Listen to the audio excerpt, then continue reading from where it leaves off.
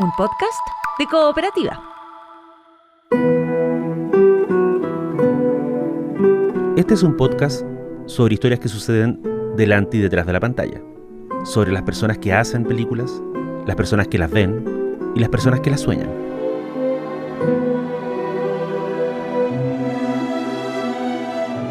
Soy Daniel Villalobos y esto es El Contador de Películas.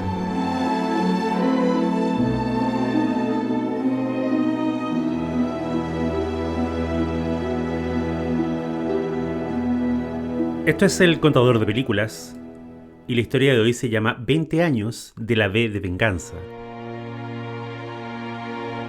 Hace una semana se cumplieron 2 décadas del estreno de V de Venganza o V de Vendetta, la película basada en el cómic de Alan Moore y David Lloyd. El mundo en el que apareció la película está muy lejos del presente. En el año 2006, el ejército estadounidense y sus aliados todavía combatían a los talibanes en Afganistán, que había sido invadida el 2001. Michelle Bachelet iniciaba su primer gobierno en Chile. Twitter era un sitio desconocido que había sido lanzado recién en marzo. Italia derrotaba a Francia y ganaba el mundial de ese año. Corea del Norte anunciaba su primera prueba de armamento nuclear. Google adquiría YouTube. Taylor Swift lanzaba su primer disco titulado Taylor Swift. Saddam Hussein era condenado a muerte. Nintendo lanzaba el Wii. Orhan Pamuk se ganaba el Nobel de Literatura. Se morían figuras como Soraya, Jorge Porcel y Oriana Fallaci. Y en el medio de todo esto, un australiano asistente de director de las hermanas Wachowski llamado James McTeague debutó como realizador con esta película ambientada en una Inglaterra fascista llamada V de Venganza. La historieta original había comenzado a publicarse en 1982 en una revista británica llamada Warrior. El dibujo era de David Lloyd y el guión y concepto eran de Alan Moore, hoy una leyenda del mundo del cómic, pero que en ese entonces no era más que uno de tantos guionistas jóvenes intentando sobrevivir en el panorama post-años 70.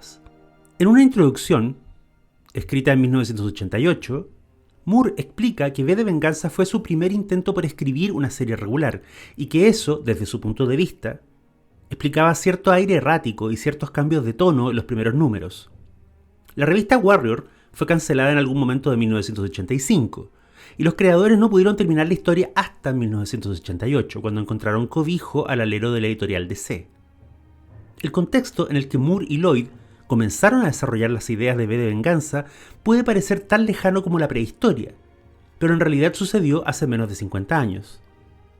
Moore inventó al personaje enmascarado de V en el contexto de la llegada de Margaret Thatcher al poder y los inicios de la ola conservadora que se instalaría en Gran Bretaña durante buena parte de la década.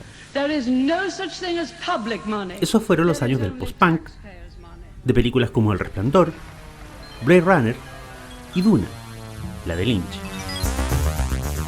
Era un mundo de Guerra Fría, y donde se hablaba a menudo en la prensa del concepto de invierno nuclear, el desastre ecológico posterior a un conflicto atómico. Moore y Lloyd metieron todo esto en la licuadora. Ambos eran creadores jóvenes, tenían mucho que probar, y estaban conscientes de que V de Venganza iba a ser en muchos sentidos su carta de presentación.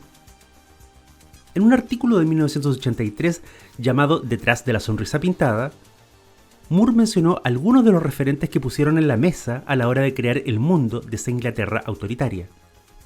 Referentes como Orwell, Aldous Huxley, los cómics del juez Dredd, un cuento de Harlan Ellison llamado Arrepiéntete Arlequín, dijo el relojero, los discos de David Bowie, una película de Vincent Price llamada El abominable Dr. Fives, una serie de espías titulada El prisionero, las películas inglesas de la Segunda Guerra Mundial en general, las novelas de Thomas Pynchon y una pintura de Max Ernst llamada Europa después de la lluvia. Y por supuesto, otro referente para agregar a la lista era una máscara inspirada por Guy Fawkes, uno de los conspiradores que en 1605 participó en un complot para volar el Parlamento inglés el 5 de noviembre de ese año. La idea de usar la imagen de Hawkes, un personaje apenas recordado por la memoria popular, fue de Lloyd. Moore conectó de inmediato con la imagen, y ese fue el puntapié inicial de la caracterización de V. Lloyd y Moore venían de formaciones distintas pero coincidían en algo. Ambos veían al cómic como un arte superior, y no comulgaban con la fascinación de ciertas editoriales por el mundo de Hollywood. La historieta V de Venganza fue concebida como una historia para las viñetas. Ninguno de los dos trabajó en ella pensando en una hipotética adaptación al cine. Y eso explica, sobre todo en el caso del guionista, su reacción cuando esas adaptaciones comenzaron a suceder. A Moore le han preguntado 100 veces el porqué de su distancia con el mundo cinematográfico. Su respuesta más famosa sigue siendo un modelo de síntesis y sarcasmo. Me parece que el cine es un medio fallido desde su concepción, en tanto es un medio tecnológicamente intenso y por lo tanto monetariamente intenso. A diferencia de cosas como las historietas o la literatura, en ese universo no puedes simplemente crear a partir de un papel y un lápiz.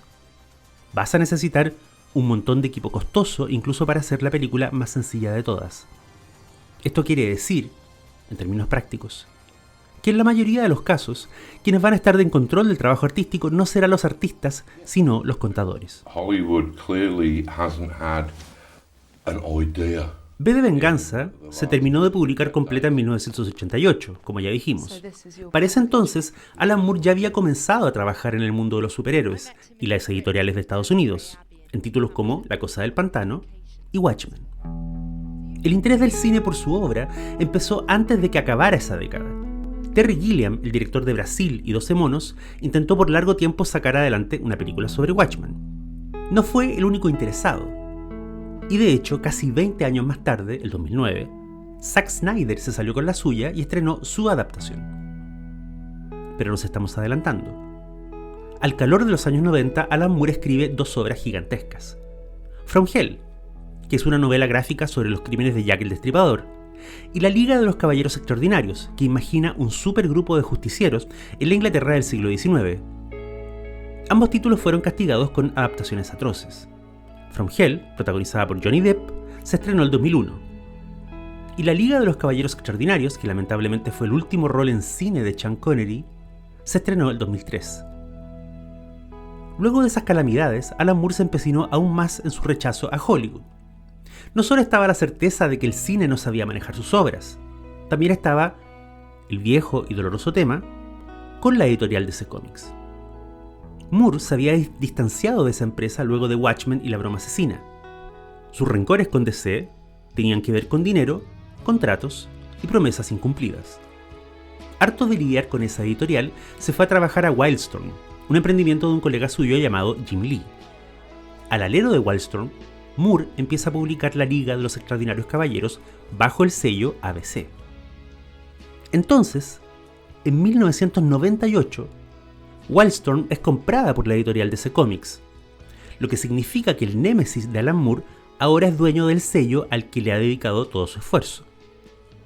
Moore se come su orgullo y sigue publicando en ABC, que ahora está en manos de DC Comics. En el intertanto, le toca ver a dos de sus creaciones más queridas, From Hell y La Liga de los Extraordinarios Caballeros, ser destrozadas por Hollywood.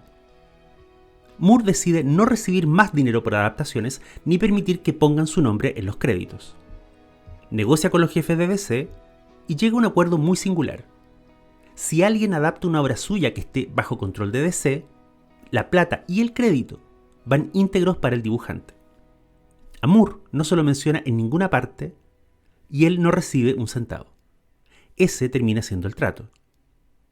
Todo este contexto es importante para entender la distancia que tiene el guionista cuando un día lo llama una de las Wachowski para informarle que están trabajando en una adaptación de V de Venganza. Según le contó Alan Moore en una entrevista de junio del 2005 a Ian Winterton, un día en mitad de la escritura recibe el telefonazo de la hermana Wachowski. Moore, muy amable, le explica que no quiere tener nada que ver con la adaptación, que no va a recibir dinero por ella y que no quiere ninguna clase de crédito en el producto final. La Wachowski, incrédula, le pregunta si entiende que esta va a ser una gran superproducción que se va a ver en todo el mundo. Moore le dice que sí, que entiende eso. Ella le pide que se reúnan para hablar. Moore, siempre educado, le explica que está muy atareado y que no cree que pueda reunirse con ella en lo que queda del año. No sacaríamos nada, remata, y ambos perderíamos nuestro tiempo. La llamada termina, y poco después se entera que el proyecto ya está avanzando. Moore cumple con lo que él considera su parte del trato, es decir, no recibe un centavo del dinero pagado por la producción a la editorial DC y todo va a parar al bolsillo del dibujante David Lloyd.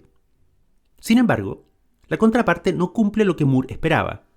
Cuando se realiza la conferencia de prensa que da el puntapié inicial al rodaje, el productor Joel Silver, que ya había trabajado con la Wachowski en la saga Matrix, anuncia que Alan Moore no solo está muy entusiasmado con la adaptación, sino que va a reunirse con el director y las productoras para compartir y ofrecer ideas respecto al guión.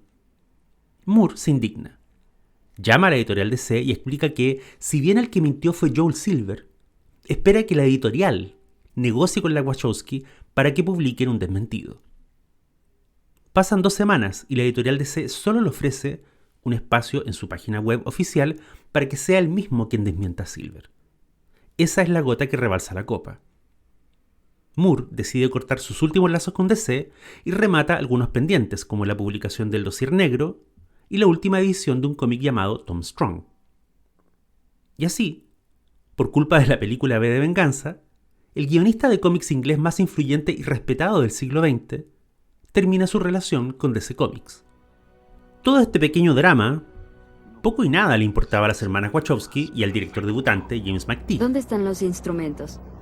Estaban hasta las masas con una producción de $50 millones que debía inventar una Inglaterra futura, bajo el puño del fascismo, y que mantuviera el estándar visual de superproducción que la gente esperaba del equipo que había hecho la saga Matrix. El rodaje comenzó en marzo del 2004 en las cercanías de Londres. Un dato curioso es que V de Venganza fue la última película en la carrera del director de fotografía Adrian Biddle. Este artista inglés, que había fotografiado películas como Aliens, de James Cameron, La princesa prometida y Thelma y Louise, falleció el 7 de diciembre del 2005, unos meses antes del estreno mundial. V de Venganza está dedicada a su memoria.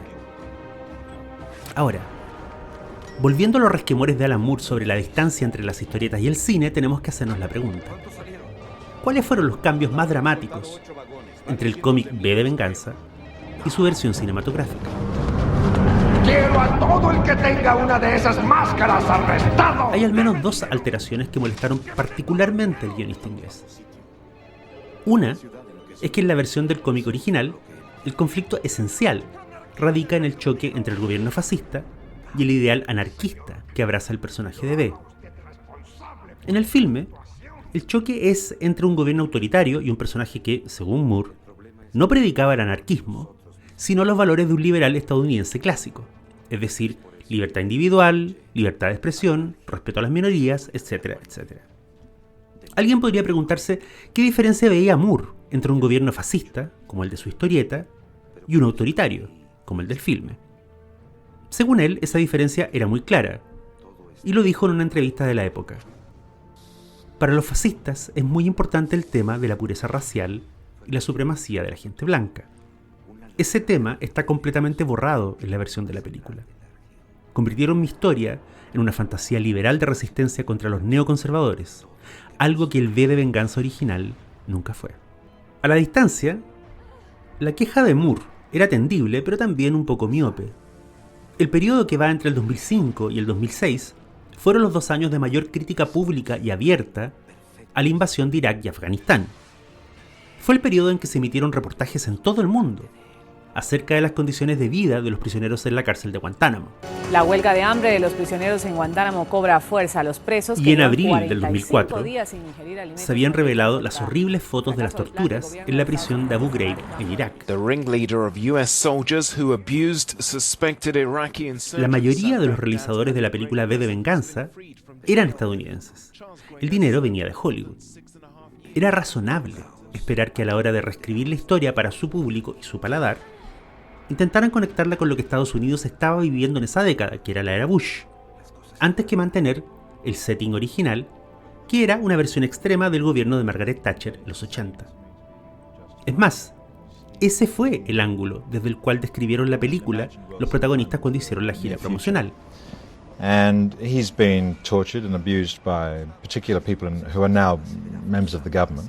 En lo que Moore sí tenía mucha razón era en el esfuerzo consciente del director y las productoras por esquivar el tema racial y el tema de clase. En la película V de Venganza, el régimen espía a sus ciudadanos, pero nunca termina de quedar claro cuáles son los crímenes que castiga y cuáles son las conductas que no permite. Se sabe, por ejemplo, que tener un Corán en tu casa está penado con la muerte, pero las conexiones políticas llegan hasta ahí. Hay una alusión a un evento catastrófico por el cual se culpó a un grupo árabe, pero no es algo que se explore en detalle. La segunda gran alteración que hizo la película a la historia original fue una que molestó no solo a Moore, sino a muchos lectores del cómic en general. En la historieta, la relación entre B y Evie, la muchacha que rescata de la policía secreta, es una de las tantas líneas narrativas del relato. En paralelo, conocemos en detalle la vida del policía que persigue a B. Conocemos las vidas íntimas de distintos funcionarios del régimen, e incluso hay un segmento de la serie donde B desaparece de escena, y vemos a Evie intentando tener una vida normal con un hombre llamado Gordon. Es más, en el cómic original, Evie es una huérfana sin dinero que se prostituye de forma clandestina en la calle. Así la conocemos, y es de ese destino que es rescatada por B. En la película, Evie es una mujer con un departamento y una carrera que trabaja en una de las instituciones claves del régimen, como es el Canal Nacional de Televisión. Más de la mitad de las escenas del filme le conciernen a la relación entre Evie y B, donde además se insinúa un tono romántico que jamás se asomó en el cómic. B, en la historieta de Moore y Lloyd, no es una figura seductora que manifieste interés amoroso por Evie. Ve. Ya me voy. Más bien es un sujeto misterioso, imposible de desentrañar, que rescata a la muchacha pero luego la tortura y humilla, en el afán de hacer que tenga una epifanía social y política. ¿No me oíste? Esa secuencia, por cierto, aparece en la película, No puedo estar aquí. pero su tono es completamente distinto. Y de los demás personajes, del policía que persigue a B, de los oficiales del gobierno, del primer ministro, de todos ellos tenemos pinceladas muy básicas, porque en general el filme es sobre la relación de la chica con el héroe enmascarado. Pero hay un aspecto en el cual tanto la historieta como la adaptación son igualmente ingenuas.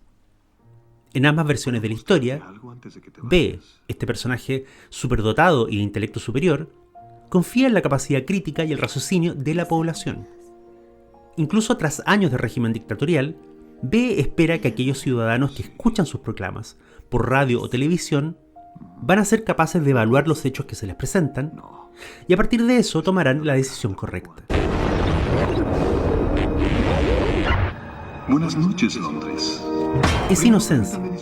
La inocencia de creer que la verdad revelada sirve de algo viene de la vieja escuela de la ficción paranoica. Viene de películas y libros como JFK o Todos los hombres del presidente.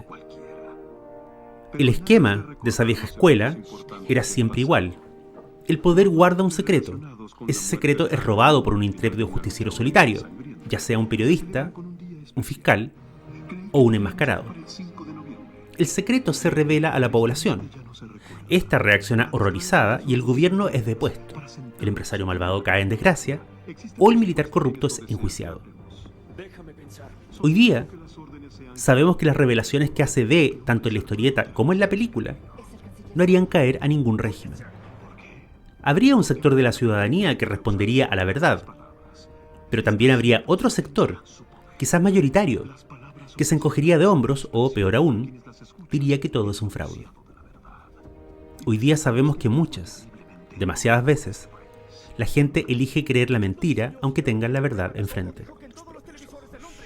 De hecho, las mismas hermanas Wachowski ya se habían referido al tema en la Matrix original, donde conocemos a Morfeo, el líder de la guerra contra las máquinas. Esta es tu última oportunidad. Después ya no podrás echarte atrás. Morfeo cree, si ustedes recuerdan, de buena fe, que la mayoría de la gente va a elegir despertar del mundo digital si se le ofrece la alternativa. Lo que Morfeo no sospecha es que podrían haber personas como Cypher, el personaje de Joe Pantoliano, que preferirían volver a la ilusión, aún conociendo las verdades del mundo real. Sé que esta carne no existe. V de Venganza iba a estrenarse en salas el 5 de noviembre del 2005, para coincidir con el aniversario número 400 del complot en el que participara Guy Fawkes. Pero entonces intervino la realidad, que a veces es cruel, y otras es simplemente irónica. El 7 de julio de ese hoy lejano año 2005, terroristas islámicos detonaron varias bombas, 3 de ellas en el metro de Londres y una dentro de un bus de 2 pisos. Otra vez Londres fue el escenario del miedo. Otro ataque terrorista, esta vez 3 líneas de subterráneo y un autobús. La imagen de la capital inglesa siendo objeto de atentados explosivos de pronto dejó de ser un delirio pop y se convirtió en una tragedia muy real con muertos reales. V de Venganza movió su fecha de estreno a marzo del 2006. La explicación oficial de la producción fue que necesitaban más tiempo para trabajar en los efectos visuales, pero esa excusa no convenció a nadie. Pasaron 2 años, y entonces ocurrió algo curioso. En el contexto de una batalla mediática contra la Iglesia de la Cienciología estadounidense, los miembros del grupo de hackers conocido como Anonymous comenzaron a usar la máscara de V de Venganza. De ahí en adelante, la máscara de Guy Fawkes adquirió una especie de vida propia. Fue utilizada por muchos en las protestas del Occupy Wall Street el 2011. La usaron estudiantes en la India el 2012 durante marchas contra la censura de Internet en ese país. Reapareció en las protestas de la Primavera Árabe el 2013. Y luego en Tailandia, en Turquía y en Brasil. El 2019 la vieron en las marchas de Hong Kong. Incluso llamó la atención en el estallido social chileno de ese mismo año, donde un anónimo manifestante usaba la máscara para bailar y cantar en distintos videos de protestas que luego se difundían por las redes.